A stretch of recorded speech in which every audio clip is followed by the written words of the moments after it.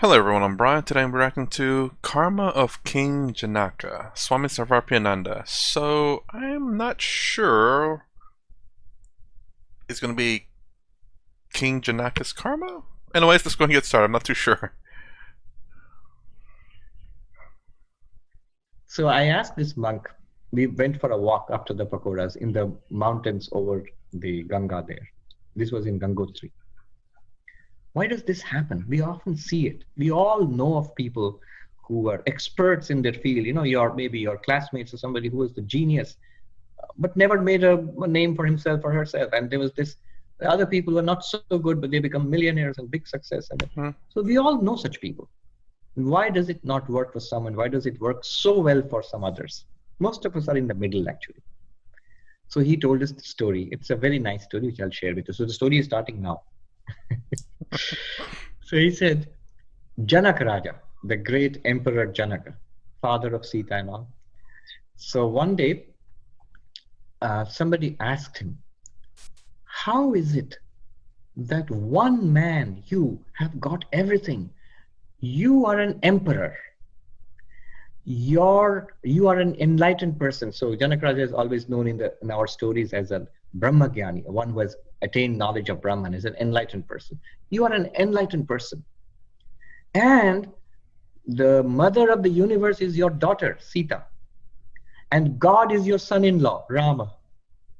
How does one person attain all of this?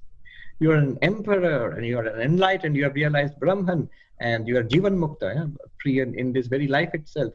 The mother of the universe is your daughter and God is your son-in-law, Rama and Sita. How? And so Janaka thought, it's true. How did all this happen to me? I don't see myself as special. So at night he had this dream. Next, if you want an answer to your question, Janaka, start walking. Tomorrow and start walking to the west, and where the sun sets, there you will find a man, a yogi, who's sitting there and eating leaves. Ask him. He knows the answer to your question. He will tell you. So Janaka starts walking and walking and walking, and finally at the end of the day he's tired. He sees there's a big tree. Under that there's a pile of dry leaves, and there's a yogi sitting there with matted hair eating dry leaves. And Janaka says, that's my man. And he goes there. Before he can say something, the yogi looks at him and he says, I know the answer to your question, Emperor Janaka. So he knows who he is and what the question is. But I won't tell you. You rest here tonight. Tomorrow in the morning, if you want to know the answer to your question, start walking to the west.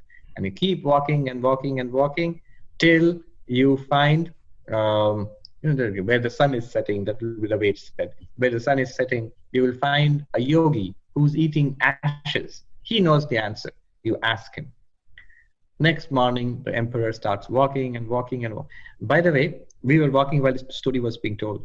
I got the feeling that the story was being prolonged for my benefit till this person I would take walks with, he would make stories last till sunset.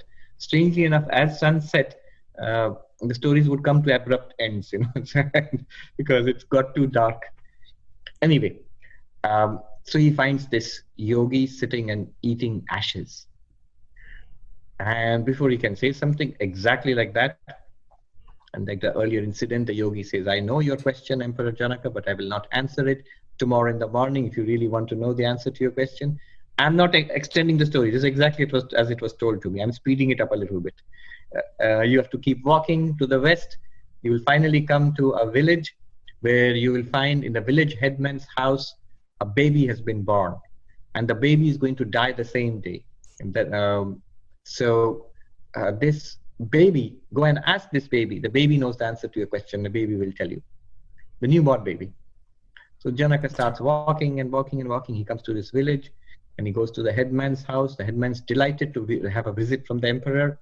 He says, is it true that you have a newborn child? Yes, we have been blessed with a newborn child. Can I see the newborn child in private? He said, yes, please bless the child. And she goes to the newborn child and everybody leaves the room. And luckily, the child doesn't tell him to take a walk again. So the child says, a child can speak, presumably in Sanskrit, I suppose, says to the emperor, I know your question and I shall tell you the answer. Many centuries ago, in this village here, lived a poor widow, and she had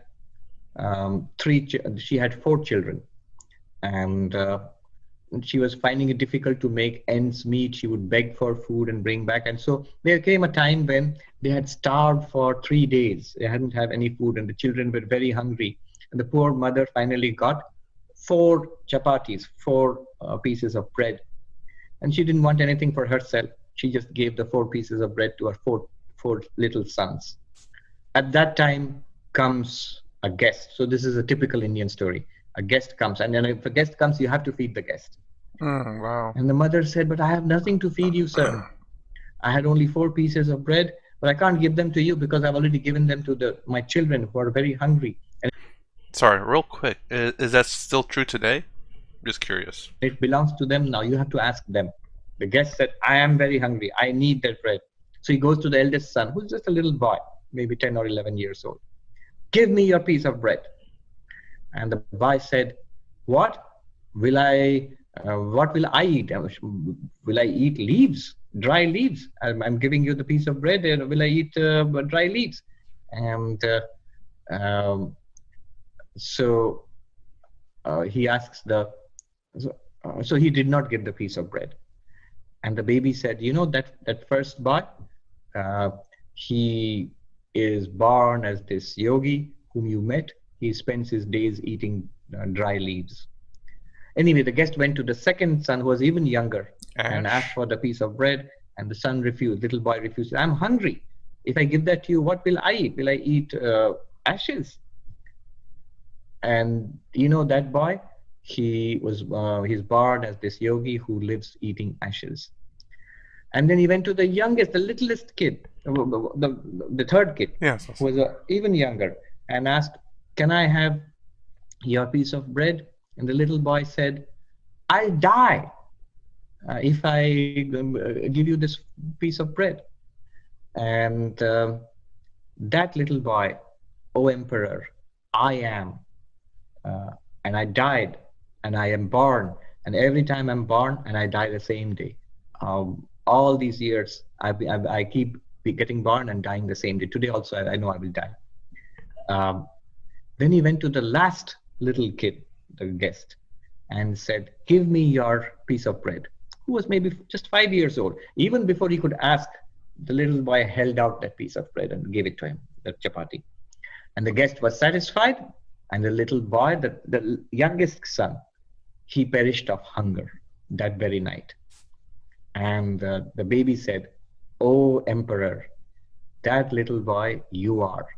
He went straight away to heaven for centuries together, and he was born in this life as an emperor who attains enlightenment, whose daughter is the mother of the universe, and God is the son-in-law of that same little boy. So that's a very beautiful story. But the whole point is the power of karma. The whole point of the story. Luckily, by that time the sunset was near and the story came to an end. So I was, but it's so the whole point of the story is that karma is very powerful. Another point, another monk made, it's important to note, to activate good karma, effort is necessary. I'll tell you, this is another monk, Ramananda Saraswati said, when you serve rice in India, you have huge pots of rice. So you need a huge ladle, and they are metal ladles. You have to break the rice and then bring it out and then serve it. We put it in smaller buckets. And at that time, as a novice in our monastery, that was one of my duties. It was hard work, and it was very hot and humid there. So these huge, giant cauldrons of rice would come. And from that, you have to bring out the rice and put it into smaller buckets, which are then taken for serving food to people who are eating. Now, this monk gave up an example of karma. He says, if there is a lot of rice, in your big pot, cauldron, in the big pot, Even if you put the ladle in one, just a little bit, a lot of rice will come out. Just a little bit, you try, a lot of rice will come out. If there isn't much left, then you have to put it in really deep into that big pot, into the huge cauldron. And from the bottom, you can get some rice. And if there is no rice left in your cauldron, in Hindi, he said, I can't translate into English. He said, uska sirf thand thand shabd hi hoga. And he'll just get a clanging sound. No matter how much he puts his ladle, inserts it into the huge cauldron, there's just darkness inside. There's nothing. It's just a clanging sound. But the point is, you must use the ladle to try to get something. Then only your karma is activated. And no effort goes to waste. If there's nothing happening now, it will happen in the future. Okay, so this is the background. Let me now go into the verses. Okay, interesting. Karma of King Janaka.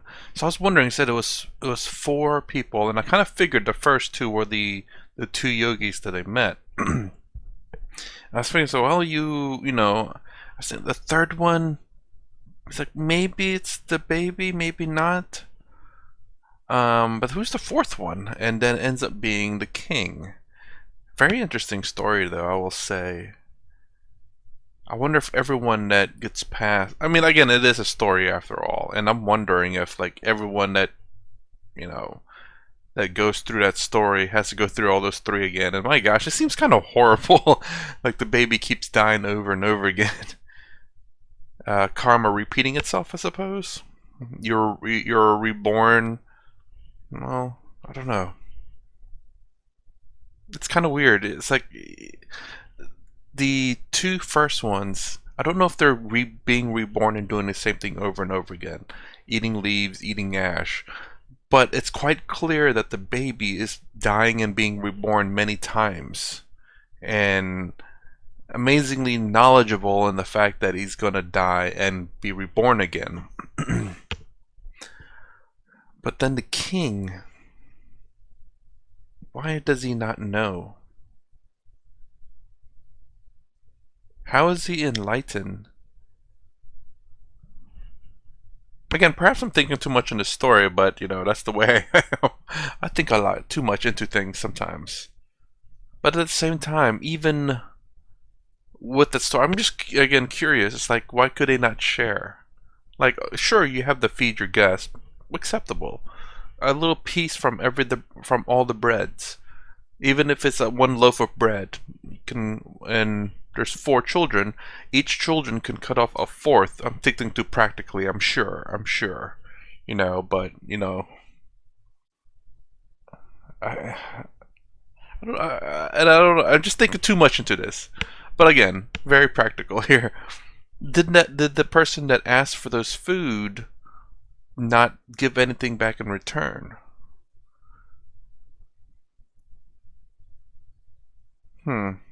Again, thinking way too much into this. Karma of King Janaka.